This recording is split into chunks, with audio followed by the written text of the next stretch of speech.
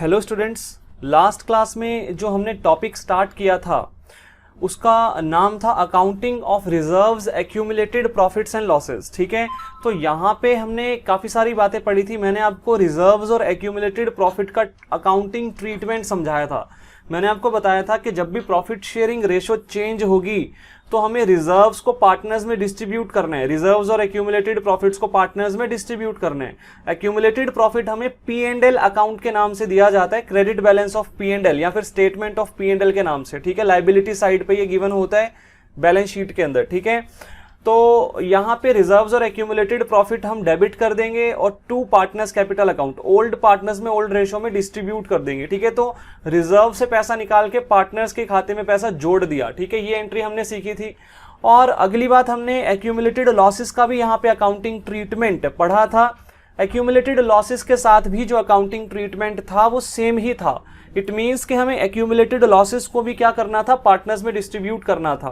तो accumulated losses debit nature के होते हैं। जब मैं लॉस में से पैसा निकाल के पार्टनर्स को दे दूंगा तो लॉस जो है वो क्रेडिट हो जाएंगे। तो टू एक्यूमुलेटेड लॉसेस, ठीक है, यहाँ पे क्रेडिट हो गया और पार्टनर्स को लॉस बांट रहा हूं मैं, मतलब पार्टनर के खाते से लॉस जो है वो कटेगा ना, माइनस होगा। लॉस तो नेगेटिव नेचर का होता है, डेबिट नेचर का होता है। तो पार्टनर्स के खाते में डेबिट कर दिया, माइनस कर दिया। ये जो लॉस का पैसा है ये पार्टनर से वसूल लेंगे। ठीक है, तो इस तरीके से यहाँ पे ओल्ड रेशो में ओल्ड पार्टनर्स में ये जो हमारा एक्यूमुलेटेड लॉस होगा ये बढ़ जाएगा।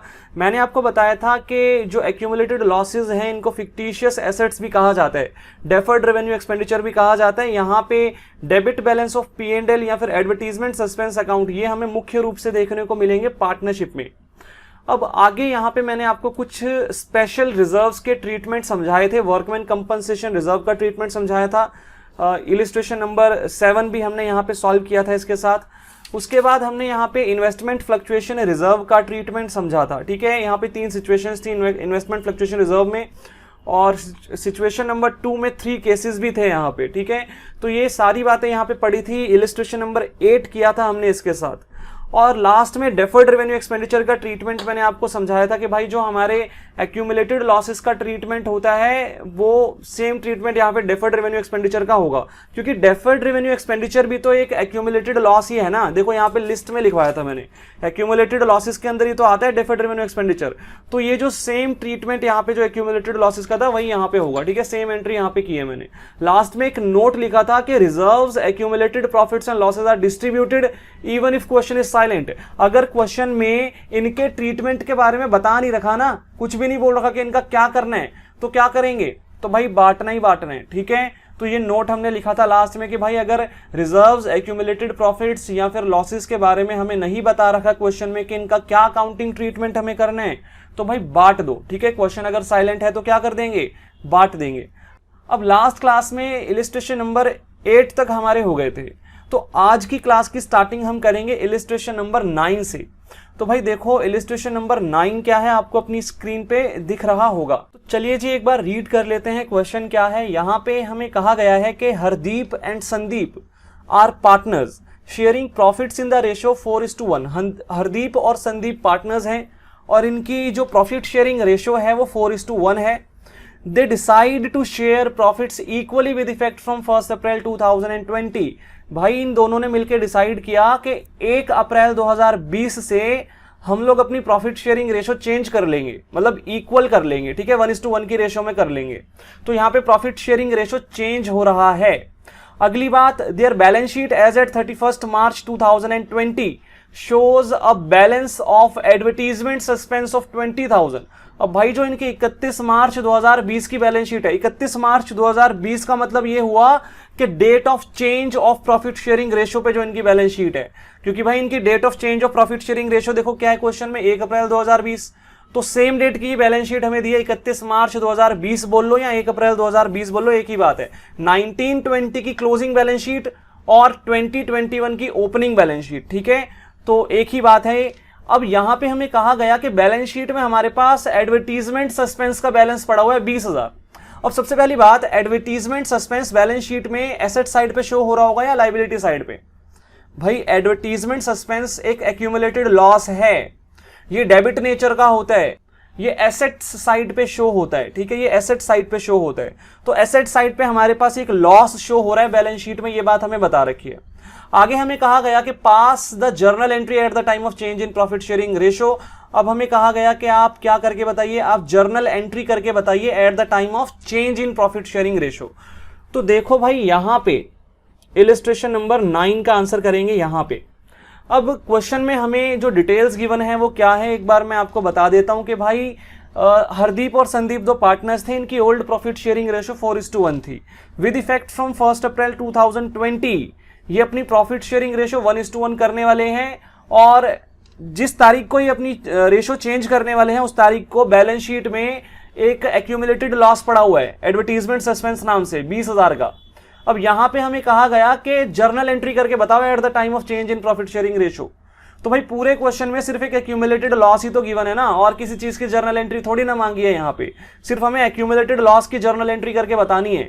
तो भाई एक्यूमुलेटेड लॉस का अकाउंटिंग ट्रीटमेंट क्या होता है अगर क्वेश्चन साइलेंट हो तो भाई उसको बांट देंगे पार्टनर्स में, यही होगा ना। अब भाई लॉस डेबिट नेचर का होता है, जब मैं लॉस में से पैसा निकालूंगा तो लॉस का अकाउंट क्या हो जाएगा, क्रेडिट हो जाएगा। तो यहां पे क्या आएगा, to advertisement suspense, to advertisement suspense account, ठीक है। तो ये मैंने क्रेडिट कर दिया टू एडवर्टीजमेंट सस्पेंस, कितना अमाउंट था 20,000, तो 20,000 यहां पे क्रेडिट हो गया। इसके बाद ये पैसा मुझे पार्टनर्स में डिस्ट्रीब्यूट करना है। लॉस जब मैं पार्टनर्स को डिस्ट्रीब्यूट करूंगा तो मतलब पार्टनर्स के खाते में से काट रहा हूं मैं पैसा, डेबिट करूंगा, ठीक है, माइनस करूंगा, तो पार्टनर्स का कैपिटल अकाउंट डेबिट हो जाएगा। यहां पे कैपिटल फिक्स्ड है या फ्लक्चुएटिंग है गिवन नहीं है क्वेश्चन में, तो क्या मान के चलेंगे, फ्लक्चुएटिंग मान के चलेंगे ना। तो कैपिटल अकाउंट से एंट्री करूंगा, करंट अकाउंट से नहीं करूंगा। तो यहां पे लिखेंगे हरदीप्स कैपिटल अकाउंट, हरदीप्स कैपिटल अकाउंट और Sandeep's capital account, Sandeep's capital account. अब भाई ये जो 20,000 है, ये जो एडवर्टीजमेंट सस्पेंस का अमाउंट है 20,000, इन दोनों में डिस्ट्रीब्यूट करना है। किस रेशो में करना था, ओल्ड प्रॉफिट शेयरिंग रेशो में। ओल्ड प्रॉफिट शेयरिंग रेशो इस क्वेश्चन में क्या थी, ओल्ड प्रॉफिट शेयरिंग रेशो यहां पे 4:1 थी, ठीक है, 4:1। तो भाई देखो 20,000 इंटू 4 डिवाइडेड बाय 5, तो 16,000 रुपीज तो हरदीप के अकाउंट में डेबिट होंगे, और बाकी बैलेंस जो बचेगा 20,000 इंटू 1 डिवाइडेड बाय 5 करके जो आएगा 4,000 रुपीज, ये हमारे संदीप के अकाउंट में जो है क्रेडिट हो जाएंगे, ठीक है। Being loss distributed, being loss distributed, ठीक है। तो ये हमने लॉस जो था ये बांट दिया, ठीक है। तो यही था हमारा इलिस्ट्रेशन नंबर 9, यहां पे और कोई चीज आपसे नहीं मांगी गई। आगे बढ़ते हैं भाई इलिस्ट्रेशन 10 की तरफ। अब आपको अपनी स्क्रीन पे इलिस्ट्रेशन नंबर 10 दिख रहा होगा, एक बार इसको रीड कर लेते हैं। X and Y are partners in a firm, X और वाई एक फर्म में पार्टनर्स हैं, sharing profits in the ratio of 3:2, इनकी प्रॉफिट शेयरिंग रेशो 3:2 है। They decide to share future profits equally, अब भाई इन्होंने डिसाइड किया कि फ्यूचर में हम प्रॉफिट इक्वली शेयर करेंगे, मतलब 1:1 की रेशो में। On the date of change in the profit sharing ratio, profit and loss account showed a debit balance of 50,000। अब भाई जिस तारीख को इनका प्रॉफिट शेयरिंग रेशो चेंज होने वाला है उस तारीख को बैलेंस शीट में प्रॉफिट एंड लॉस अकाउंट का बैलेंस शो हो रहा है, और प्रॉफिट एंड लॉस अकाउंट का कैसा वाला बैलेंस शो हो रहा है, डेबिट बैलेंस। भाई ध्यान देना, डेबिट बैलेंस, इट मींस कि ये एसेट साइड पे शो हो रहा होगा, ये एक्यूमुलेटेड लॉस है, ठीक है, एक्यूमुलेटेड लॉस है ये। अगर भाई क्रेडिट बैलेंस होता ना तो फिर वो एक्यूमुलेटेड प्रॉफिट होता, वो लाइबिलिटी साइड पे शो होता है, ठीक है, बट यहां पे ये एक्यूमुलेटेड लॉस है। पास journal entry for the distribution of balance in the P&L account immediately before change in profit sharing ratio. तो अब हमसे कहा गया कि ये P&L अकाउंट का जो भी अकाउंटिंग ट्रीटमेंट होगा ना उसकी जर्नल एंट्री आप करके बताओ हमें, ठीक है। तो बस यही क्वेश्चन है हमारा। भाई ओल्ड रेशो 3:2 थी एक्स और वाई की, अब न्यू रेशो 1:1 होने वाली है, प्रॉफिट शेयरिंग रेशो चेंज हो रही है, और as on the date of change in profit sharing ratio यहां पे हमें बैलेंस शीट में 50,000 रुपीज का P&L का डेबिट बैलेंस दिया गया था। तो इसका अकाउंटिंग ट्रीटमेंट क्या होगा, देखो भाई यहाँ पे इलिस्ट्रेशन नंबर 10, अकाउंटिंग ट्रीटमेंट क्या होगा कि भाई ये जो एक्यूमुलेटेड लॉस है इसको पार्टनर्स में बांट देंगे। तो जैसे इलिस्ट्रेशन 9 था सेम उसी तरीके से इलिस्ट्रेशन 10 दिया गया है, कुछ भी चेंज नहीं है यहाँ पे। तो भाई लॉस जो है वो डेबिट नेचर के होते हैं। अब लॉस में से पैसा निकाल के पार्टनर में बांटना है, तो लॉस में से पैसा निकाल लूंगा जब तो वो क्रेडिट हो जाएगा। तो मैं क्या करूंगा, to profit and loss account, to profit and loss account, ठीक है। कितना अमाउंट दिया गया था 50,000, तो 50,000 यहाँ पे आ गया और ये एक्स और वाई में बढ़ जाएगा तो x capital account debit, loss partners में बांटूंगा तो पार्टनर्स का कैपिटल अकाउंट डेबिट होगा ना, कटेगा उनके खाते से पैसा, माइनस होगा उनके खाते से, ठीक है। तो 50,000 को ओल्ड रेशो में बांटना है जो कि 3:2 थी क्वेश्चन में, ठीक है, ध्यान देना, इंटू 3 डिवाइडेड बाय 5 होगा, तो 50,000 इंटू 3 डिवाइडेड बाय 5 कितना आएगा, 30,000 रुपीज एक्स के खाते से कटेगा और 20,000 रुपीज वाई के खाते से कट जाएगा, ठीक है। तो इस तरीके से यहाँ पे इलिस्ट्रेशन नंबर 10 हो गया। नरेशन क्या लिखेंगे यहाँ पे, being loss distributed, being loss distributed, ठीक है। तो ये था इलिस्ट्रेशन नंबर 10। अब भाई आगे देखो, आपको स्क्रीन पे question number illustration number 11 show हो रहा होगा, ठीक है, आपको स्क्रीन पे इलिस्ट्रेशन नंबर 11 शो हो रहा होगा। अब भाई इसको भी एक बार रीड कर लेते हैं क्या क्या चीजें यहाँ पे दी गई हैं। तो देखो भाई, X Y and Z are partners sharing profits and losses in the ratio 5:3। भाई एक्स वाई और जेड पार्टनर्स हैं और इनकी जो प्रॉफिट शेयरिंग रेशियो है वो 5:3:2 है, 5:3:2। They decide to share future profits. अब भाई आपको अपनी स्क्रीन पे इलिस्ट्रेशन नंबर 11 दिख रहा होगा, तो एक बार भाई इसको भी रीड कर लेते हैं। X Y and Z are partners sharing profits and losses in the ratio 5:3:2। भाई एक्स वाई जेड पार्टनर्स हैं, इनकी जो प्रॉफिट शेयरिंग रेशियो है वो 5:3:2 हमें यहाँ पे दी गई है। They decide to share future profits and losses in the ratio of 2:3:5 with effect from 1 April 2020। अब भाई उन लोगों ने मिलकर डिसाइड किया कि हम अपनी जो प्रॉफिट शेयरिंग रेशियो है वो अब चेंज कर देंगे विद इफेक्ट फ्रॉम 1 अप्रैल 2020, और चेंज करके क्या कर देंगे, 2:3:5 कर देंगे, अभी 5:3:2 है। Following is the extract of their balance sheet as at 31 March 2020। अब भाई date of change in profit sharing ratio को उनकी बैलेंस शीट दी गई है। देखो 1 अप्रैल 2020 की बैलेंस शीट बोल लो या 31 मार्च 2020 की, एक ही बात है ना, 1920 की क्लोजिंग और 2021 की ओपनिंग बैलेंस शीट है ये। तो as on date of change in profit sharing ratio हमें यहाँ पे बैलेंस शीट गिवन है, एक्सट्रैक्ट बैलेंस शीट, ठीक है। एक्सट्रैक्ट का मतलब होता है एक अंश गिवन है बैलेंस शीट का, मतलब कंप्लीट बैलेंस शीट नहीं है ये। आप ध्यान देना, डेबिट और क्रेडिट साइड का यहाँ पे जो बैलेंस है वो इक्वल मैच नहीं कर रहा, मतलब लायबिलिटी साइड और एसेट साइड का जो बैलेंस है ना वो देखो इक्वल मैच नहीं कर रहा। बैलेंस शीट में लायबिलिटी साइड और एसेट साइड का बैलेंस मैच नहीं कर रहा, जबकि बैलेंस मैच करना चाहिए कि नहीं करना चाहिए, करना चाहिए ना बैलेंस शीट में, एसेट साइड और लायबिलिटी साइड का बैलेंस मैच। तो एक्सट्रैक्ट की यही पहचान है, अगर आपको बैलेंस शीट दी गई है और उसका बैलेंस मैच नहीं कर रहा दोनों तरफ का, तो वो एक्सट्रैक्ट गिवन है आपको, ठीक है, अधूरी बैलेंस शीट है वो, ठीक है। अब यहाँ पे लायबिलिटी साइड पे हमें जनरल रिजर्व गिवन है, P&L अकाउंट का बैलेंस गिवन है। अब भाई एक बात पे ध्यान देना, P&L अकाउंट का बैलेंस अगर हमें लायबिलिटी साइड पे गिवन है तो वो कैसा वाला बैलेंस हुआ, क्रेडिट बैलेंस ऑफ P&L, मतलब ये एक्यूमुलेटेड प्रॉफिट है। उसके बाद वर्कमैन कंपनसेशन रिजर्व भी हमें गिवन है यहाँ पे 12,500। एसेट साइड पे हमें एडवर्टीजमेंट सस्पेंस अकाउंट का 50,000 का बैलेंस गिवन है, ठीक है, बस इतनी सी डिटेल्स हैं। और लास्ट में हमें कहा गया पास नेसेसरी जर्नल एंट्रीज, ठीक है, जर्नल एंट्रीज करके दिखाइए, ऐसी बात यहाँ पे बोली गई है। तो देखो भाई इलिस्ट्रेशन नंबर 11 मैं दोबारा से एक बार बता देता हूं। क्वेश्चन में हमें कहा गया XYZ 3 पार्टनर हैं, 5:3:2 इनकी ओल्ड रेशियो थी, विद इफेक्ट फ्रॉम 1 अप्रैल 2020 इनकी न्यू रेशियो 2:3:5 हो जाएगी। और जिस तारीख को इनकी रेशियो चेंज होने वाली है उस तारीख को बैलेंस शीट में कुछ आइटम्स दी गई हैं। एसेट साइड पे एडवर्टीजमेंट सस्पेंस अकाउंट दिया गया है जो कि एक एक्यूमुलेटेड लॉस होता है, और लाइबिलिटी साइड पे रिजर्व के नाम पे हमें जो है जनरल रिजर्व और वर्कमैन कंपनसेशन रिजर्व, ये 2 रिजर्व्स गिवन है हमें, और एक्यूमुलेटेड प्रॉफिट भी गिवन है हमें P&L अकाउंट के नाम से, ठीक है। तो ये सारी इंफॉर्मेशन गिवन है और कहा गया कि जर्नल एंट्री करके दिखाओ, इसके अलावा कोई और इंफॉर्मेशन हमें गिवन नहीं है। तो भाई अब ध्यान देना, सबसे पहले मैं एसेट साइड की बात करता हूं, एडवर्टीजमेंट सस्पेंस अकाउंट की बात करते हैं।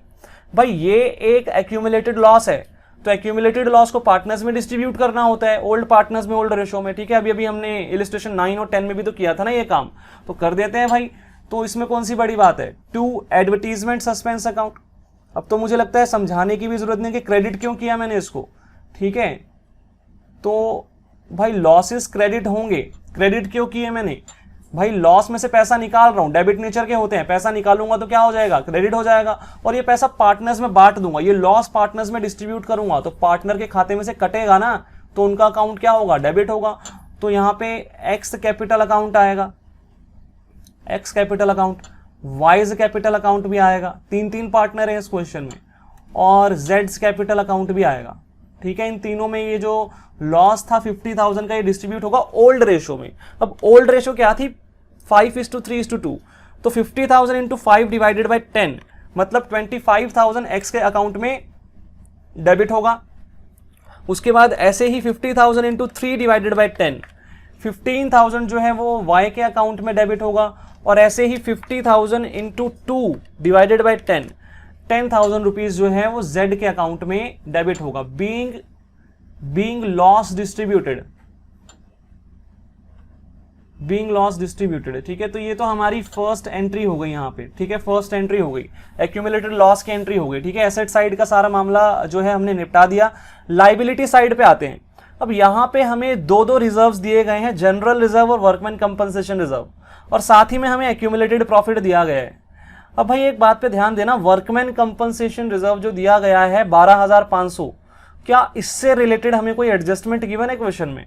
मतलब बैलेंस शीट के बाहर कोई एडजस्टमेंट दे रखी है कि वर्कमैन कंपनसेशन रिजर्व के रिगार्डिंग कोई क्लेम आ गया, ऐसा कुछ कहा गया क्या? मैंने आपको इतने सारे केसेस करवाए थे यहाँ पे, तो भाई यहाँ पे कुछ भी नहीं कहा गया। ये सिचुएशन 1 है, ठीक है। वर्कमैन कंपनसेशन क्लेम अराइज ही नहीं हुआ। अगर क्वेश्चन साइलेंट है तो इसका मतलब किसी ने क्लेम किया ही नहीं है। क्लेम किया ही नहीं है तो सारा का सारा रिजर्व का पैसा बच गया, सारा का सारा रिजर्व का पैसा बच गया। तो क्या करेंगे, पार्टनर्स में बांट देंगे ना, पार्टनर्स में बांट देंगे।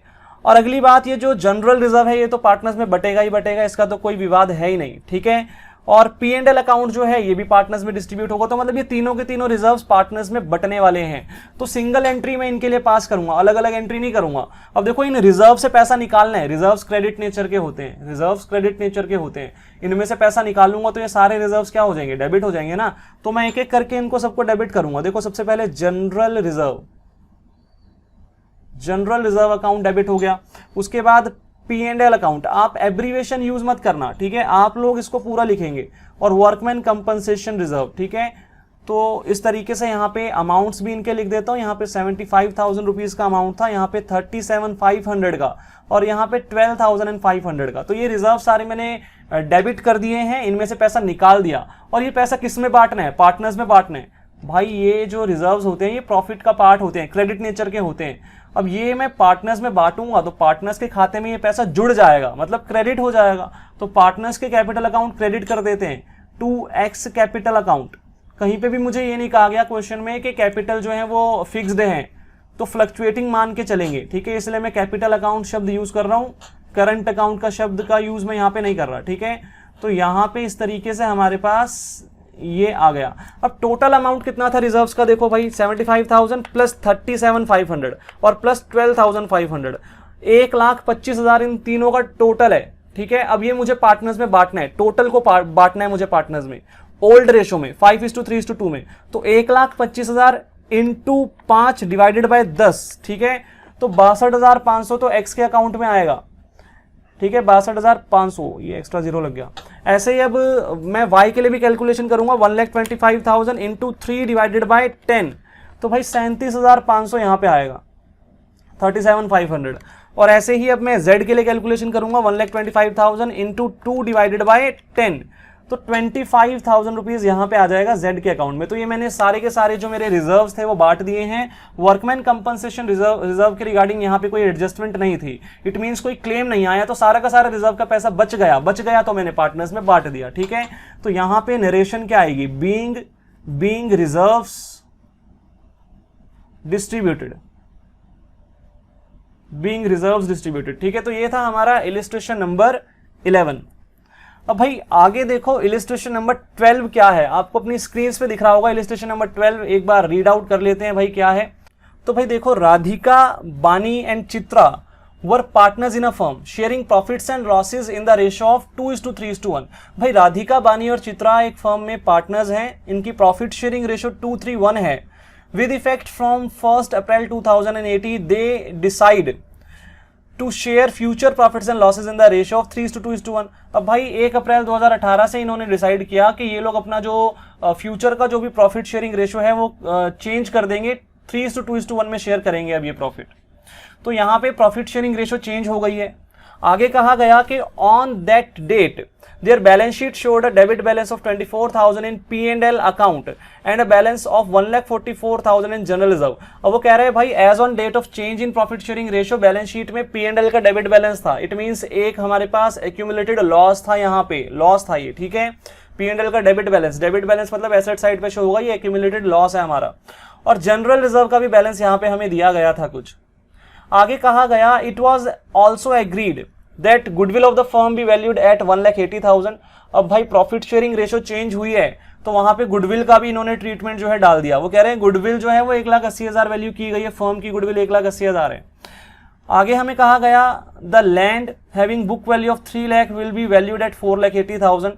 अब भाई हमारे पास एक लैंड पड़ा हुआ था, एक हमारे पास एसेट था, लैंड था, हमारे पास जमीन थी और उसकी बुक वैल्यू 3 लाख थी। लेकिन अब यहाँ पे कहा गया कि उसको रीवैल्यू करके 4,80,000 का कर दिया गया, ठीक है। उसकी वैल्यू जो है वो बढ़ा दी गई है, ठीक है, चेंज कर दिया गया वहां पे वैल्यू में। Pass the necessary journal entry for the above changes. अब वो कह रहे हैं कि भाई ये जो चेंजेस हैं इनके रिगार्डिंग जर्नल एंट्री यहाँ पे करके दिखाओ। तो देखो भाई ध्यान से देखना एक बार। तो देखो भाई सबसे पहले मैं क्वेश्चन की एक बार समरी बना देता हूं, ठीक है।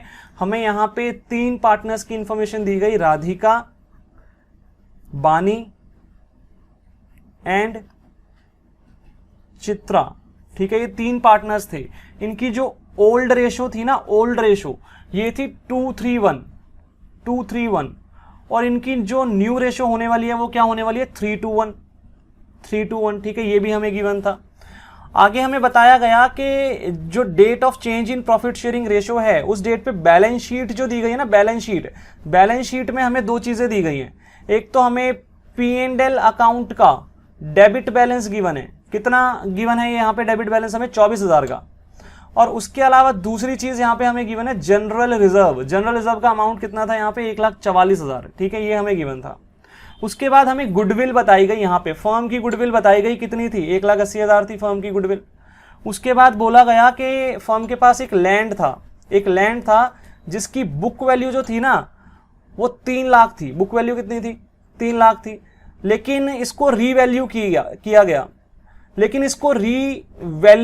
गया, रीवैल्यू करके इसकी जो वैल्यू है वो 4,80,000 कर दी गई, ठीक है। रीवैल्यूएशन हुआ इसका। अब हमें कहा गया जो भी नेसेसरी जर्नल एंट्रीज है वो करके दिखाओ। जर्नल एंट्रीज हमें यहाँ पे करके दिखानी है, ठीक है, जर्नल हमसे मांगी गई है। तो ये हमारा क्वेश्चन था, इसका हमें आंसर करना है। तो चलिए जी देखते हैं इलिस्ट्रेशन नंबर 12 का आंसर, ठीक है। इलिस्ट्रेशन नंबर 12 का आंसर देखते हैं। सबसे पहली बात यहाँ पे ना गुडविल का भी ट्रीटमेंट करना है, इस बात का ध्यान रखना, गुडविल का भी ट्रीटमेंट करना है। तो इस चैप्टर में जितनी भी बातें हमने पढ़ी थी ना शुरू से लेके अब तक, तो इस चैप्टर में जितनी भी बातें हमने पढ़ी थी ना शुरू से लेके अब तक वो सारी एप्लीकेबल होंगी। इसका मतलब सबसे पहले तो हमें sacrificing ratio, gaining ratio find out करना पड़ेगा, फिर हमें गुडविल का ट्रीटमेंट करना पड़ेगा, और फिर थर्ड बात जो हमारा एक्यूमुलेटेड प्रॉफिट्स और लॉसेस का जो हमने ट्रीटमेंट अभी समझा था, रिजर्व्स का जो ट्रीटमेंट समझा वो भी करना है। मतलब इस क्वेश्चन में अब तक की सारी बातें जो है वो सम्मिलित हैं, हमें दी गई हैं, ठीक है। तो देखते हैं भाई सबसे पहला काम हमें क्या करना है। प्रॉफिट शेयरिंग रेशो में चेंज आया तो सैक्रिफाइसिंग और गेनिंग रेशो हमें निकालनी पड़ेगी, ठीक है। तो पहला काम हमारा क्या होगा, computation of sacrificing and gaining ratio. तो सैक्रिफाइसिंग और गेनिंग रेशो हमें यहां पे निकालना है, ठीक है। तो ये हमारा फर्स्ट काम होगा यहां पे। तो भाई मैं यहाँ पे सैक्रिफाइसिंग रेशियो का फॉर्मूला लगाऊंगा, आप गेनिंग रेशियो को भी लगा सकते हैं, ठीक है। तो मैं सैक्रिफाइसिंग रेशियो का यहाँ पे फॉर्मूला इस्तेमाल करूंगा, सैक्रिफाइसिंग रेशियो। तो सैक्रिफाइसिंग रेशियो का फॉर्मूला क्या होता है, old ratio minus new ratio. अब सबसे पहले मैं राधिका के लिए यहाँ पे जो है सैक्रिफाइसिंग रेशियो निकालूंगा फॉर राधिका। तो यहां पे देखो भाई ओल्ड रेशो क्या है राधिका की, ओल्ड रेशो 2/6, तो यहां पे लिखते हैं 2/6, और माइनस न्यू रेशो क्या है 3/6, तो यहां पे आ गया 3/6। एलसीएम लेंगे तो यहां पे 6 आएगा और ये आएगा -1, ठीक है। अब देखो सैक्रिफाइसिंग रेशो का मैंने फॉर्मूला अप्लाई किया और आंसर नेगेटिव में आया, जो मेरे पास शेयर निकला वो नेगेटिव शेयर निकला। इसका मतलब यहाँ पे गेन किया है इसने, भाई राधिका ने गेन किया है 1/6 शेयर, ठीक है। ऐसे ही अब बानी के लिए निकालूंगा फोर बानी। तो भाई बानी के लिए देखते हैं भाई इसकी ओल्ड रेशो कितनी थी 3/6, और न्यू रेशियो कितनी है 2/6, ठीक है। एलसीएम लेंगे तो कितना आएगा 6 और यहाँ पे आ जाएगा 1, तो इसने तो भाई सेक्रीफाइस ही किया है क्योंकि यहाँ पे पॉजिटिव आ रहा है हमारे पास शेयर सेक्रीफाइसिंग रेशियो का फॉर्मूला अप्लाई करके। और उसके बाद था हमारे पास चित्रा, 4 चित्रा। अब भाई चित्रा का वैसे देखा जाए ना तो शेयर चेंज हो ही नहीं रहा, उसका पहले भी 1/6 था, अब भी 1/6 है, उसका पहले भी 1/6 था, अब भी 1/6 है। हालांकि अगर हम निकालते भी हैं तो ओल्ड रेशियो 1/6, न्यू रेशियो 1/6, तो वो 0 ही आएगा, ठीक है, करने की आवश्यकता नहीं थी। इसका मतलब भाई जो 1/6 शेयर बानी ने सेक्रीफाइस किया वो किसको मिल गया, राधिका को मिल गया। राधिका ने गेन कर लिया, बानी ने सेक्रीफाइस किया, चित्रा ने ना गेन किया ना सेक्रीफाइस किया, ठीक है। तो ये पूरा ट्रीटमेंट यहाँ पे हमने सेक्रीफाइसिंग और गेनिंग रेशियो का कर दिया।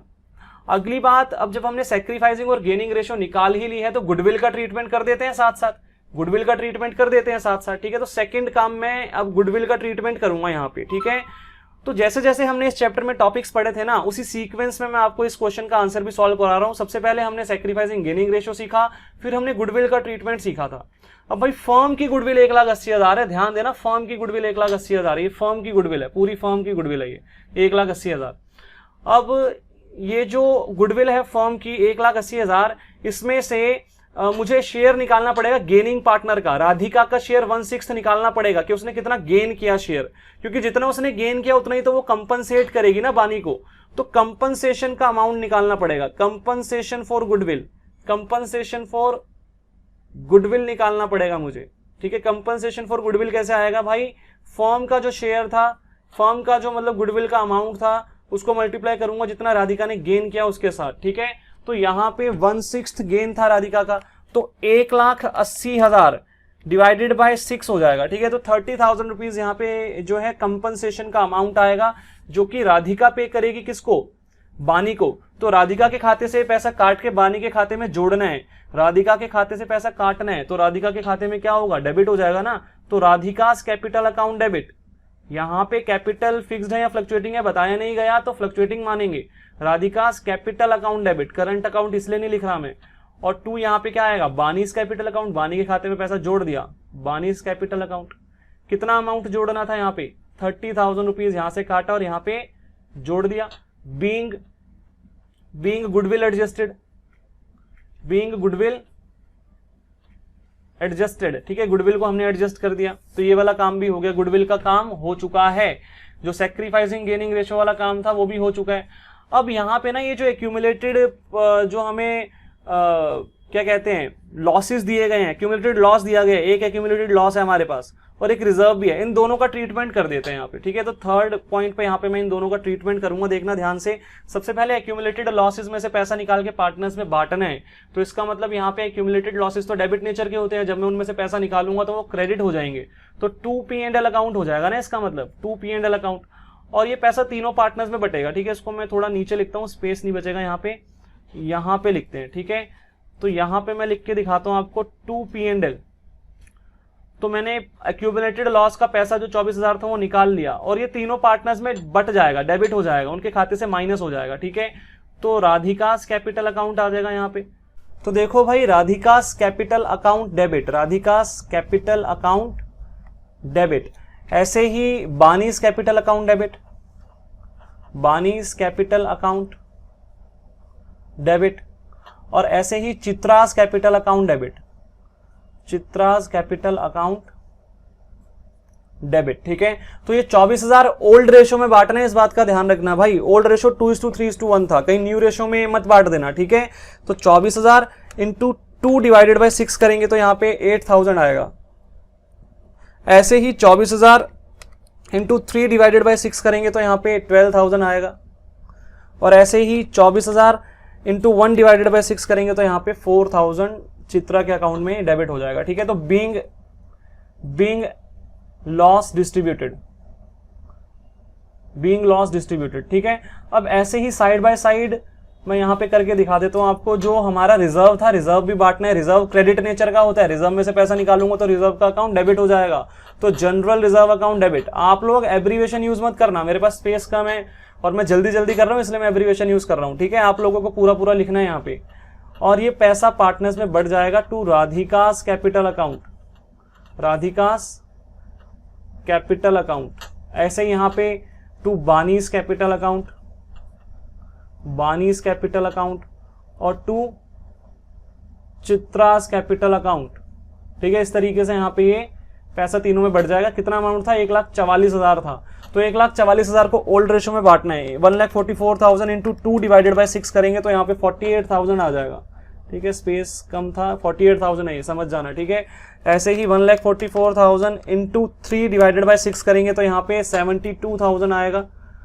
और ऐसे ही यहाँ पे 1,44,000 इंटू 1 डिवाइडेड बाय 6 करेंगे तो ये 24,000 यहाँ पे आएगा। ठीक है, तो ये एक्यूमुलेटेड प्रॉफिट्स एंड लॉसेस का भी जो हमारे रिजर्व्स का ट्रीटमेंट था वो हमने कर दिया। अब लास्ट में ना क्वेश्चन में लैंड की वैल्यू दी गई थी हमें 3 लाख, और हमें बताया गया कि लैंड की वैल्यू हमने रीवैल्यू कर दी है। कितनी? 4,80,000 कर दी है। ठीक है, अब एक बात समझना, लैंड एक एसेट है। लैंड जो है ये एक एसेट है ना, हमारा एसेट है ये हमारा, और इसकी वैल्यू बढ़ रही है। देखो पहले 3 लाख थी, बुक वैल्यू जो थी हमने बुक वैल्यू पे रिकॉर्ड किया हुआ था ना इसको, बैलेंस शीट वैल्यू जो होती है उसको बुक वैल्यू बोलते हैं, मतलब हमने 3 लाख में रिकॉर्ड किया था। लेकिन अब हमने रीवैल्यू करा तो उसकी मार्केट वैल्यू 480 निकल रही है। ठीक है, तो वो कह रहा है रीवैल्यू कर दो, 480 पे रिकॉर्ड करो। तो मतलब मुझे 1,80,000 एक्स्ट्रा रिकॉर्ड करना है, बढ़ गई मेरी वैल्यू। अब देखो चौथा काम यहाँ पे यही करूंगा मैं, लैंड की वैल्यू 1,80,000 बढ़ानी है। लैंड एक एसेट है, डेबिट नेचर का। एसेट की वैल्यू बढ़ेगी तो एसेट का अकाउंट डेबिट होगा या क्रेडिट होगा? एसेट के खाते में पैसा जोड़ना है मुझे, डेबिट होगा ना। तो land account debit, land account debit होगा। कितने से? 1,80,000 बढ़ा दी वैल्यू मैंने, 1,80,000 बढ़ा दी वैल्यू। ठीक है, ये बात समझ में आ गई। अब भाई एसेट की वैल्यू बढ़ने से फायदा हो गया, फायदा क्रेडिट नेचर का होता है तो क्रेडिट कर देते हैं, बट P&L अकाउंट में क्रेडिट नहीं होता, रीवैल्यूएशन अकाउंट में होता है। ये बात मैंने आपको समझाई थी। पार्टनरशिप में एसेट्स के रीवैल्यूएशन से जो भी फायदा या नुकसान होगा वो रीवैल्यूएशन अकाउंट में डेबिट या क्रेडिट होगा। ठीक है, तो 2 रीवैल्यूएशन अकाउंट, रीवैल्यूएशन अकाउंट यहां पे 1,80,000 आ गया। अगली बात, अब ये जो 1,80,000 का फायदा हुआ, ये 1,80,000 का फायदा पार्टनर्स में बटेगा, तो फायदे को निकाल लूंगा, डेबिट कर दूंगा, फायदा निकाल लिया मैंने। ठीक है, ये जो प्रॉफिट था, प्रॉफिट में से पैसा निकाला, प्रॉफिट क्रेडिट नेचर का था ना, पैसा निकाल लिया तो डेबिट हो गया, और ये पार्टनर्स में बांट दूंगा। तो 2 राधिकास capital account, Radhika's capital account, ऐसे ही 2 बानीज capital account, Bani's capital account, और 2 Chitra's capital account, Chitra's capital account. 1,80,000 को ओल्ड रेशो में बांटू या न्यू रेशो में? अब भाई ओल्ड रेशो में बांटना है या न्यू रेशो में? भाई ओल्ड रेशो में बांटना है।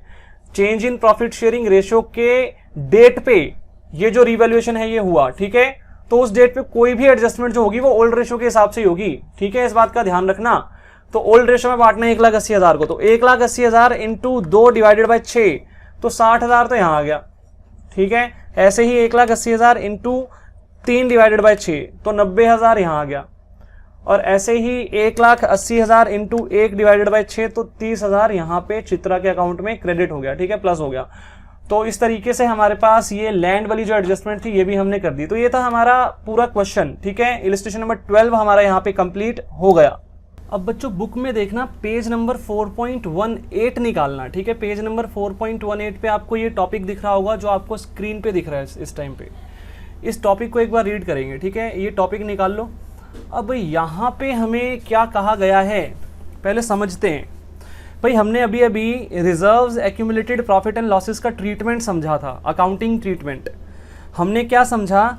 हमने समझा कि भाई जो रिजर्व्स या एक्यूमुलेटेड प्रॉफिट या लॉसेस होते हैं इनको पार्टनर्स में बांट दिया जाता है, डिस्ट्रीब्यूट कर दिया जाता है पार्टनर्स में, मतलब इनको राइट ऑफ कर दिया जाता है, रिजर्व्स को हटा देते हैं। क्रेडिट नेचर के होते हैं ना रिजर्व्स, तो हम डेबिट कर देते हैं, हटा देते हैं रिजर्व्स को, पार्टनर्स में बांट देते हैं। लॉसेस जो होते हैं वो डेबिट नेचर के होते हैं, उनको क्रेडिट कर देते हैं और पार्टनर्स में बांट देते हैं, डेबिट कर देते हैं पार्टनर्स के कैपिटल अकाउंट में। ठीक है, ये ट्रीटमेंट हमने समझा था कि रिजर्व्स को या लॉसेस को हटा दो और पार्टनर्स में बांट दो। ठीक है, हटा दो और पार्टनर्स में बांट दो। लेकिन यहाँ पे ना एक अल्टरनेटिव तरीका भी होता है, मतलब मैं रिजर्व्स या एक्यूमुलेटेड प्रॉफिट या लॉसेस को बुक्स ऑफ अकाउंट्स में हटाऊं नहीं ना तो भी चल सकता है, मतलब बिना हटाए भी मैं इनका अकाउंटिंग ट्रीटमेंट कर सकता हूँ। ठीक है, मतलब जो रिजर्व्स या एक्यूमुलेटेड प्रॉफिट या लॉसेज हैं उनको बुक्स ऑफ अकाउंट्स में मैं कंटिन्यू होने दूं, मतलब मैं उनको राइट ऑफ ना करूं, उनको पार्टनर्स में बांटूं ना, तो भी मैं एडजस्टमेंट कर सकता हूं through partners capital account. Adjustment through partners capital account इसको कहा जाता है। ठीक है, तो यही टॉपिक यहाँ पे दिया गया। देखो हेडिंग क्या है, adjustment of reserves, accumulated profit and losses through partners capital account when these are to be retained in the books. इनको बुक्स में रिटेन किया जाता है, मतलब इनको हटाया नहीं जाता, ये बुक्स ऑफ अकाउंट्स में शो होते रहेंगे। जो हमने एंट्रीज सीखी थी उन एंट्रीज के बाद क्या होता है, रिजर्व्स हट जाते हैं, मतलब बैलेंस शीट में वो अब शो नहीं होंगे, बाद में हट गए वो, ठीक है। जो हमने एंट्रीज अब तक सीखी थी उसके द्वारा ये होता है।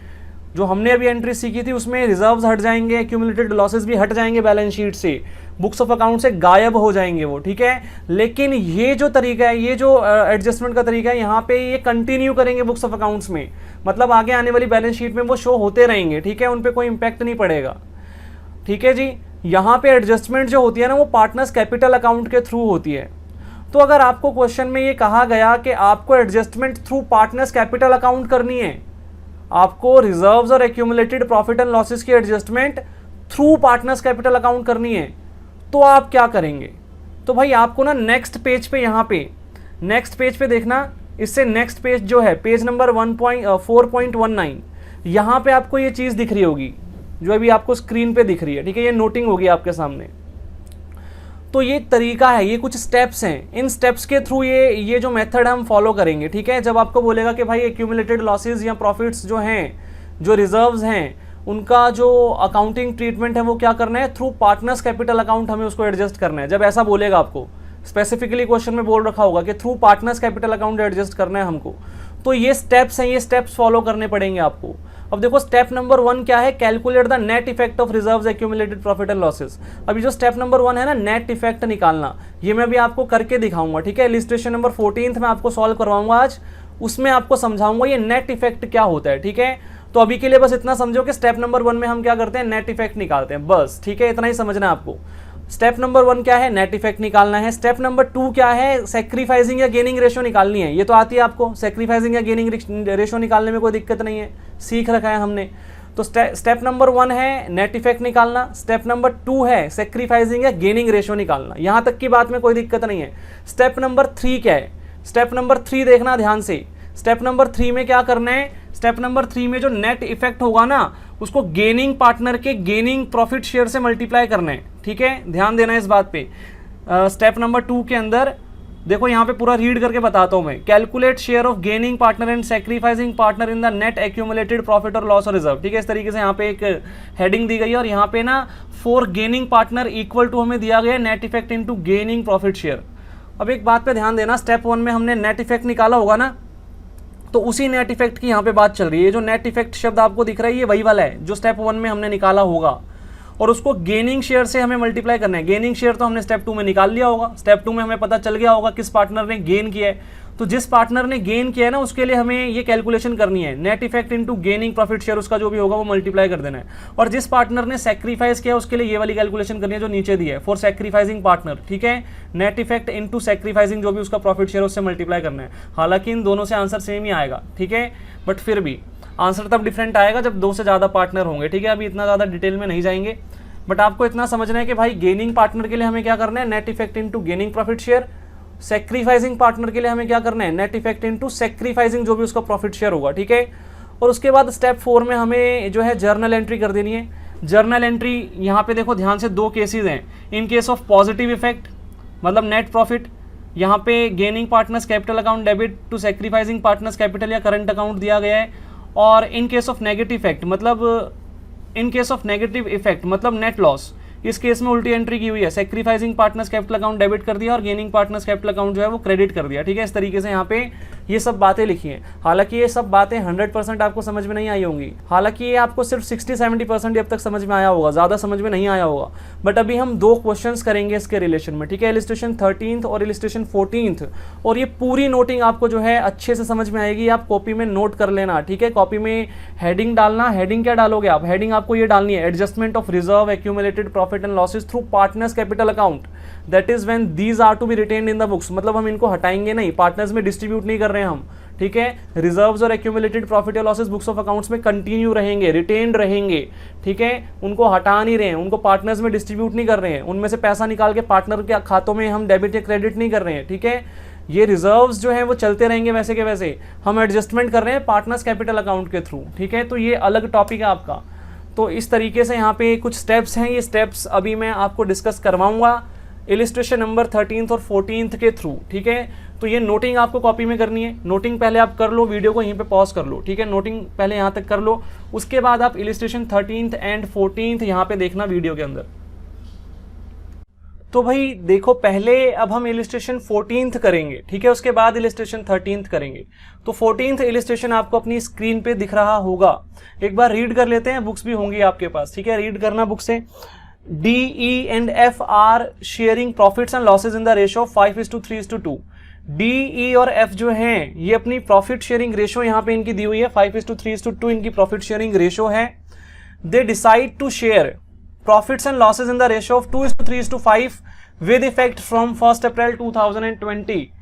भाई इनकी जो प्रॉफिट शेयरिंग रेशियो है ये चेंज हो रही है, 1 अप्रैल 2020 से इनकी प्रॉफिट शेयरिंग रेशियो 2:3:5 हो जाएगी। They also decide to record the effect of the following without affecting their book values by passing an adjustment entry। अब एक बात पे ध्यान देना, यहां पे ना एक चीज बोल रखी है, they also decide to record the effect of the following without affecting their book value। following का मतलब जो नीचे चीजें दी गई है, नीचे देखो क्या चीजें दी गई हैं यहाँ पे, नीचे यहाँ पे ना आपको general reserve, contingency reserve, P&L account का क्रेडिट बैलेंस और एडवर्टीजमेंट सस्पेंस अकाउंट, जो कि यहाँ पे डेबिट लिखा हुआ है और डेबिट होता भी है वो, ठीक है। तो ये सारी चीजें आपको यहाँ पे दी गई हैं, मतलब यहाँ पे आपको ना reserves, accumulated profit and losses दिए गए हैं। जो फॉलोइंग आइटम्स यहाँ पे हमें कहा गया था वो reserves, accumulated profit and losses है। एक बार दोबारा मैं पढ़ता हूं, देखो line, they also decide to record the effect of the following, following माने जो एक्यूमुलेटेड प्रॉफिट एंड लॉसेज हमें दिए गए हैं, effect of the following without affecting their book values, इनकी बुक वैल्यूज को अफेक्ट नहीं किया जाएगा, मतलब ये अपनी बुक्स ऑफ अकाउंट्स में कंटिन्यू होते रहेंगे। हम इन रिजर्व्स को हटा नहीं रहे, हम इन एक्यूमुलेटेड लॉसेज को या प्रॉफिट्स को हटा नहीं रहे, हम पार्टनर्स कैपिटल अकाउंट के थ्रू एक एडजस्टमेंट एंट्री करेंगे इस क्वेश्चन में। अब यहाँ पे जनरल रिजर्व का अमाउंट दिया गया है, बुक वैल्यू दी गई है, कंटिजेंसी रिजर्व की भी दी गई है, ठीक है, P&L अकाउंट के क्रेडिट बैलेंस की भी दी गई है। P&L अकाउंट का क्रेडिट बैलेंस माने एक्यूमुलेटेड प्रॉफिट होता है, ठीक है, क्रेडिट बैलेंस है ना, लायबिलिटी साइड पे शो होगा। एडवर्टीजमेंट सस्पेंस अकाउंट ये हमारा एक्यूमुलेटेड लॉस है, ठीक है। तो तीन रिजर्व्स हैं यहाँ पे, जनरल रिजर्व, कंटिजेंसी रिजर्व और P&L अकाउंट का जो क्रेडिट बैलेंस है ये भी रिजर्व ही माना जाता है, ठीक है, लायबिलिटी साइड पे शो होता है, एक्यूमुलेटेड प्रॉफिट बोलते हैं हम इसको। और एक यहाँ पे हमें जो है लॉस गिवन है, एक्यूमुलेटेड लॉस 1 लाख रुपए का एडवर्टीजमेंट सस्पेंस अकाउंट के नाम से। तो देखो भाई, अब इस केस में यहाँ पे इनका ट्रीटमेंट कैसे होगा, यहाँ पे ना स्पेसिफिकली क्वेश्चन में बोला गया है कि इनका ट्रीटमेंट क्या करने हैं, एडजस्टमेंट एंट्री करनी है through partners capital account without affecting their book values, ऐसे शब्द यहाँ पे यूज किए गए हैं। तो स्टेप 1 क्या था, इलिस्ट्रेशन 14 हम यहाँ पे कर रहे हैं, स्टेप 1 क्या था, ध्यान से देखना यहाँ पे। स्टेप 1 हमने क्या पढ़ा था, स्टेप 1 हमने पढ़ा था, हमें नेट इफेक्ट निकालना था ना रिजर्व्स का, नेट इफेक्ट हमें निकालना था। तो देखो भाई नेट इफेक्ट कैसे निकलता है, ध्यान से देखना भाई साहब, ध्यान से देखना। यहां पे मेरे पास मैं अमाउंट्स लिखूंगा, सबसे पहले जनरल रिजर्व कितने का है, जनरल रिजर्व की जो बुक वैल्यू है वो कितनी है यहाँ पे 1.5 लाख, तो यहाँ पे मैंने लिख दिया 1.5 लाख। उसके बाद यहाँ पे कंटिजेंसी रिजर्व कितने का है, कंटिजेंसी रिजर्व कितने का है यहाँ पे, तो मैं नॉर्मली सिर्फ यहाँ पे बुक वैल्यूज लिख रहा हूं, कुछ भी नहीं कर रहा, 25,000। उसके बाद यहाँ पे P&L का क्रेडिट बैलेंस जो है वो कितने का है, तो भाई P&L का क्रेडिट बैलेंस है 75,000। अभी तक मैंने 3 आइटम्स लिखे हैं, तीनों की तीनों रिजर्व्स हैं, ठीक है, ध्यान देना इस बात पे, ये तीनों की तीनों रिजर्व्स है। तो सबसे पहले मैं रिजर्व्स को ऐड कर रहा हूं। और एक बात और ध्यान देना कि रिजर्व्स का जो टोटल है ना वो एक्यूमुलेटेड लॉसेस के टोटल से ज्यादा है। एक्यूमुलेटेड लॉस तो सिर्फ एक ही है ना इस क्वेश्चन में, advertisement suspense account 1 lakh rupees है, और जबकि यहाँ पे जो रिजर्व्स वगैरह है ना, रिजर्व्स वगैरह इनका टोटल आप देखना, इनका टोटल करो आप, इनका टोटल कितना आएगा, यहाँ पे टोटल करना 2.5 लाख रुपए आएगा यहाँ पे, 2.5 लाख। तो 2.5 लाख तो 1 लाख से ज्यादा होता है कि नहीं होता, होता है ना, तो इसलिए मैंने सबसे पहले इनका टोटल किया, ठीक है। तो मतलब आपको क्या करना है, सबसे पहले रिजर्व्स का टोटल करना है, ये आ गया 2,50,000, और इसमें से माइनस कर देना है एक्यूमुलेटेड लॉसेस को, माइनस कर देना है एक्यूमुलेटेड लॉसेस को। यहां पे एक्यूमुलेटेड लॉस के नाम पे एक ही चीज है, advertisement suspense account, advertisement suspense account, ठीक है। तो ये मैंने यहां पे माइनस कर दिया 1 लाख, तो मेरे पास यहां पे 1,50,000 बचा। अब एक चीज समझना, यहां पे ये जो मैंने कैलकुलेशन किया है, रिजर्व्स जो है ये कैसी नेचर के होते हैं, क्रेडिट नेचर के होते हैं ना। जब मैंने इन सबको ऐड किया तो 2.5 लाख आया, 2.5 लाख जो मेरा अमाउंट आया ये क्रेडिट नेचर का हुआ कि नहीं हुआ? क्रेडिट नेचर का हुआ ना। ये क्रेडिट का मतलब क्या हुआ? प्लस हुआ। क्रेडिट का मतलब प्लस हुआ। और ये मैंने इसमें से लेस कर दिया एडवर्टीजमेंट सस्पेंस, ये डेबिट नेचर का होता है, ठीक है, ये नेगेटिव नेचर का होता है। तो मेरे पास 1,50,000 बचा, तो ये कैसे नेचर का अमाउंट है? क्रेडिट नेचर का हुआ या डेबिट नेचर का? क्रेडिट नेचर का हुआ ना, ये भी प्लस वाली नेचर का, मतलब ये नेट प्रॉफिट है, ये नेट प्रॉफिट है भाई साहब, ठीक है, ये नेट प्रॉफिट है मेरा। तो इस तरीके से यहां पे ये चीजें हमने लिख दी हैं। आगे देखो भाई, ये था हमारा, तो भाई ये था हमारा नेट इफेक्ट। नेट इफेक्ट कैसे निकलेगा दोबारा देखो, सारे रिजर्व्स को ऐड कर लो और एक्यूमुलेटेड जो हमारे लॉसेज है उसको लेस कर दो। अगर आपका पॉजिटिव अमाउंट आ रहा है तो नेट प्रॉफिट है, अगर नेगेटिव अमाउंट आ रहा है तो नेट लॉस है। सिंपल सीधी सी बात। दोबारा बता रहा हूं, सारे रिजर्व्स को ऐड करो, उसमें से जितने भी आपके एक्यूमुलेटेड लॉसेज है उनको माइनस कर दो। अगर आपका अमाउंट पॉजिटिव आता है तो नेट प्रॉफिट है, नेगेटिव आता है तो नेट लॉस है। यहां तक की बात आपको समझ में आ गई होगी, ठीक है, उम्मीद करता हूं यहां तक की बात समझ में आ गई होगी। अब भाई आगे देखना, स्टेप 2 क्या था, आप साथ साथ नोट्स भी देखते रहना जो स्टेप्स लिखे हुए हैं आपने, ठीक है। स्टेप 1 में नेट इफेक्ट निकालना था, नेट इफेक्ट मैंने आपको निकालना सिखाया। सारे रिजर्व्स को ऐड करो, उसमें से जो एक्यूमुलेटेड लॉसेज है उसको लेस कर दो। अगर पॉजिटिव अमाउंट बचेगा तो नेट प्रॉफिट है, नेगेटिव बचेगा तो नेट लॉस है, ठीक है। अगला स्टेप क्या था? अगला स्टेप था हमारा सेक्रीफाइसिंग या गेनिंग रेशियो हमें निकालना था। सेक्रीफाइसिंग या गेनिंग रेशियो यहां पे हमें फाइंड आउट करना था। तो क्वेश्चन में आप देखना, आपको ना ओल्ड रेशियो और न्यू रेशियो गिवन है, तो सेक्रीफाइसिंग रेशियो का फॉर्मूला लगाते हैं। यहां पे देखो, सेक्रीफाइसिंग रेशियो का फॉर्मूला क्या होता है? Old ratio minus new ratio. तो हमें सेक्रीफाइसिंग या गेनिंग रेशियो निकालनी है, तो फॉर्मूला मैंने यहां पे लगा दिया। आप गेनिंग रेशियो का भी फॉर्मूला लगा सकते हैं। तो सबसे पहले मैं यहां पे डी के लिए निकाल रहा हूं, तो डी का जो ओल्ड रेशियो था वो कितना था भाई? 5/10। और न्यू रेशियो भाई डी का कितना है? न्यू रेशियो है 2/10, 2/10। तो यहां पे हमारा जो सॉल्व करने पे आंसर बचेगा वो 3/10 बचेगा, ठीक है, एलसीएम वगैरह लेके। ऐसे ही ई के लिए निकालते हैं।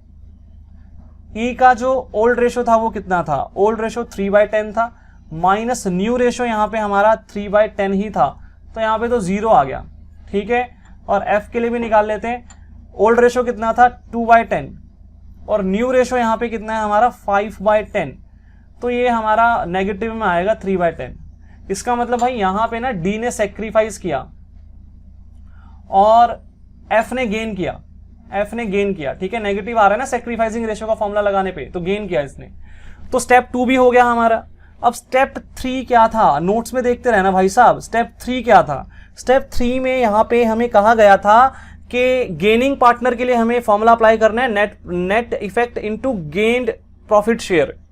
और सेक्रीफाइसिंग पार्टनर के लिए हमें फॉर्मूला अप्लाई करना है, net effect into sacrificed profit share, ठीक है। तो देखो यहां पे स्टेप 3, गेनिंग पार्टनर कौन है? गेनिंग पार्टनर हमारा एफ है ना।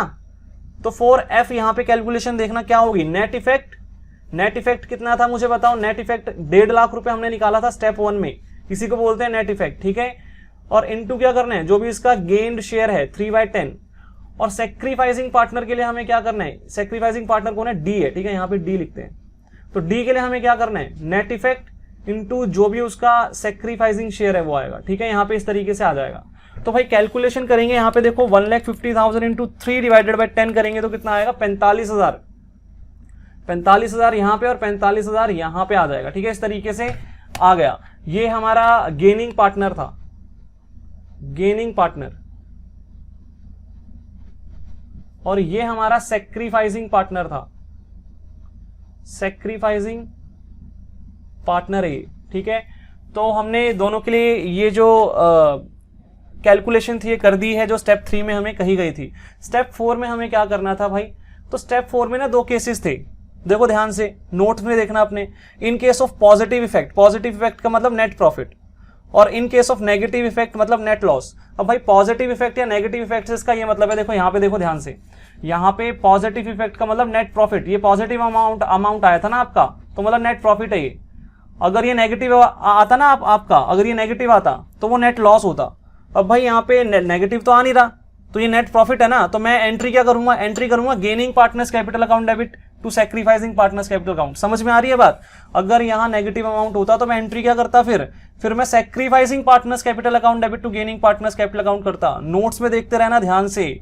नेट प्रॉफिट अगर होगा, यहां पे पॉजिटिव अमाउंट अगर होगा तो नेट प्रॉफिट होगा, तो उस केस में gaining partners capital account debit to sacrificing partners capital account. लेकिन अगर ये नेगेटिव होता ना तो यहां नेट लॉस होता, ठीक है। अगर ये नेगेटिव अमाउंट निकलता तो ये नेट लॉस होता, तो उस केस में sacrificing partners capital account debit to gaining partners capital account, ठीक है। तो ये एंट्री आपको स्टेप नंबर 4 में दी गई है नोट्स के अंदर। अब यहां पे तो हमारा नेट प्रॉफिट है ना, तो एंट्री क्या होगी, gaining partners capital account debit to sacrificing partners capital account. तो इसका मतलब यहां पे एफ्स कैपिटल अकाउंट डेबिट होगा, एफ्स कैपिटल अकाउंट डेबिट होगा और टू डीज कैपिटल अकाउंट होगा, ठीक है। Gaining partners capital account debit to sacrificing partners capital account. यहां पे हम कैपिटल को फ्लक्चुएटिंग मान रहे हैं, ठीक है। फ्लक्चुएटिंग कैपिटल मेथड एज्यूम कर रहा हूं मैं। बीइंग एडजस्टमेंट मेड, ये मैंने रिजर्व्स, एक्यूमुलेटेड प्रॉफिट और लॉसेस की एडजस्टमेंट करके दिखाई है आपको, ठीक है। ये जो जितना भी काम हमने किया, अब ये सब करने के बाद, इस एंट्री के बाद, ये जो आपके रिजर्व्स और एक्यूमुलेटेड प्रॉफिट या लॉसेस जो भी है इस क्वेश्चन में, वो सारे आपके बुक्स ऑफ अकाउंट्स में शो होते रहेंगे। इसका मतलब उनको हटाया नहीं गया, उनको हटा के पार्टनर्स में डिस्ट्रीब्यूट नहीं किया गया, ठीक है। बात समझ में आ रही है ना? तो मतलब दो अलग अलग ट्रीटमेंट है। अगर क्वेश्चन में स्पेसिफिकली आपको बोला है ऐसा वाला ट्रीटमेंट करने के लिए, तो ऐसा वाला ट्रीटमेंट करना है। अगर क्वेश्चन साइलेंट है तो उस केस में तो अब हमने पहले ही पढ़ लिया था, उस केस में तो हम बांट देंगे, ठीक है, सिंपली पार्टनर्स में डिस्ट्रीब्यूट कर देंगे। तो ये था इलिस्ट्रेशन नंबर 14। अब भाई आगे देखना इलिस्ट्रेशन नंबर 13, ठीक है। यहां पे लिखते हैं इलिस्ट्रेशन नंबर 13, आपको अपनी स्क्रीन पे शो हो रहा होगा, एक बार रीड कर लेते हैं। ABC are partners in a firm sharing profits in the ratio of 3:3:2। They decide to share profit equally with effect from 1 April 2020। भाई एबीसी पार्टनर्स थे, इनका जो प्रॉफिट शेयरिंग रेशियो था वो 3:3:2 था, और उन्होंने 1 अप्रैल 2020 से इसको चेंज करने का निश्चय किया, इक्वल शेयर जो है वो करेंगे, 1:1:1 करेंगे। On that date general reserve showed credit balance of 72,000। वो कह रहे हैं भाई जिस डेट को प्रॉफिट शेयरिंग रेशियो चेंज हुआ उस डेट पे जनरल रिजर्व पड़ा हुआ था बैलेंस शीट में हमारे पास कितने का, 72,000 का। Instead of distributing the general reserve, ध्यान से पढ़ना, instead of distributing the general reserve it was decided to record an adjustment entry reflecting the change in profit sharing ratio. अब यहां पे कहा गया जनरल रिजर्व को बांटने के बजाय ये डिसाइड किया गया कि हम एक एडजस्टमेंट एंट्री रिकॉर्ड करेंगे change in profit sharing ratio से regarded, pass the journal entry to the effect of the same, ठीक है। अब वो कह रहा है जनरल एंट्री करके दिखाओ, तो मतलब इस क्वेश्चन में साफ साफ कहा गया है कि जनरल रिजर्व को डिस्ट्रीब्यूट नहीं करना भाई, डिस्ट्रीब्यूट नहीं करना, एक एडजस्टमेंट एंट्री करके दिखाओ थ्रू पार्टनर्स कैपिटल और करंट अकाउंट, ठीक है। तो एडजस्टमेंट एंट्री करके दिखाएंगे। स्टेप 1 क्या था हमारा, नेट इफेक्ट निकालना था ना। तो स्टेप 1 देखो ध्यान से, स्टेप 1 नेट इफेक्ट निकालना है। अब मैंने नेट इफेक्ट के लिए आपको बताया था, सबसे पहले तो आप रिजर्व्स लिख देना जो भी आपके क्वेश्चन में गिवन होंगे। यहाँ पे जनरल रिजर्व गिवन है, जनरल रिजर्व आपको यहाँ पे 72,000 गिवन है, और मैंने बताया था इसमें से जो भी एक्यूमुलेटेड लॉसेज होंगे ना, टोटल रिजर्व्स में से जो भी लॉसेज होंगे वो लेस कर देना, बट है ही नहीं क्वेश्चन में, तो यही आपका नेट इफेक्ट आ गया, 72,000 ही आ गया यहाँ पे नेट इफेक्ट, कुछ एक्स्ट्रा है ही नहीं। अब ये तो क्रेडिट बैलेंस है, पॉजिटिव अमाउंट है, ठीक है, नेट प्रॉफिट है ये हमारा एक तरीके से। स्टेप 2 पे आते हैं। स्टेप 2 में क्या करना था, सैक्रिफाइसिंग और गेनिंग रेशियो निकालना था। तो भाई ए के लिए निकालते हैं। यहाँ पे ओल्ड रेशियो क्या है, मैं सैक्रिफाइसिंग रेशियो का फॉर्मूला लगा रहा हूँ। ओल्ड रेशियो क्या है, ओल्ड रेशियो यहाँ पे थी हमारी 3/8 माइनस न्यू रेशियो क्या है, न्यू रेशियो 1/3 है, ठीक है।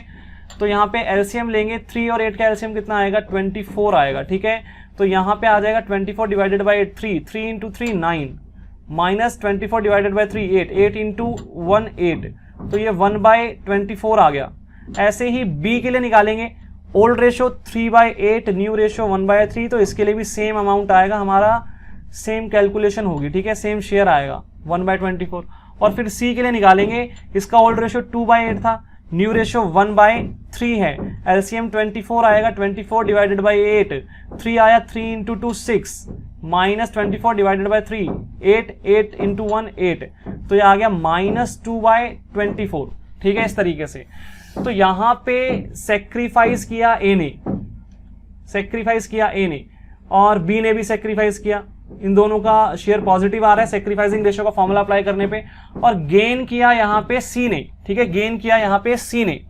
भाई स्टेप नंबर 2 हो गया। स्टेप नंबर 3 क्या था, स्टेप नंबर 3 क्या था भाई, सबसे पहले तो फॉर गेनिंग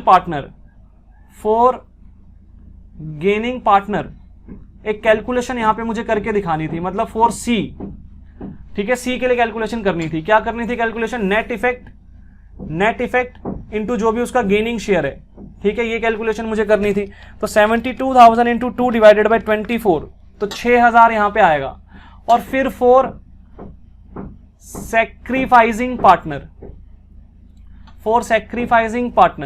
तो सैक्रिफाइसिंग पार्टनर के लिए यहां पे मतलब मुझे दोनों के लिए करनी पड़ेगी, ए के लिए भी करनी पड़ेगी पहले कैलकुलेशन, और फिर मुझे बी के लिए भी करनी पड़ेगी। तो पहले ए के लिए देखना है यहाँ पे जो हमारा नेट इफेक्ट था इनटू जो भी उसका सैक्रिफाइसिंग शेयर था, ऐसे ही बी के लिए भी नेट इफेक्ट इनटू जो भी सैक्रिफाइसिंग शेयर होगा, ठीक है। तो मतलब यहाँ पे 72,000 इंटू 1 डिवाइडेड बाई 24, 3,000 और 3,000 दोनों के लिए यहाँ पे निकल करके आ गया।